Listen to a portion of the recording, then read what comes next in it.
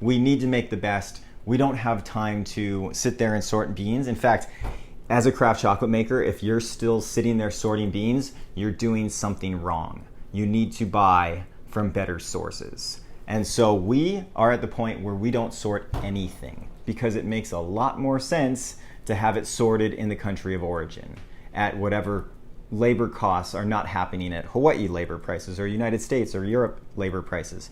And so this was sorted at origin. I can tell they're super clean. This as well, this as well. This was definitely not, and you can just see it. So to go back a little bit, we once bought cacao from a place in Liberia. It was from Liberation Chocolate was the name. And we had to sort out 25% of what was shipped to us and throw it away. We probably could have gone even more than that, up to 30%. I think when we bought this shipment with Dandelion Chocolate, I think they got rid of 25 or 30%, and we got rid of about 25%. That's tragic, especially when you're really small, to throw away that quantity and not be able to turn it into chocolate. But we were finding rocks this big. It was crazy.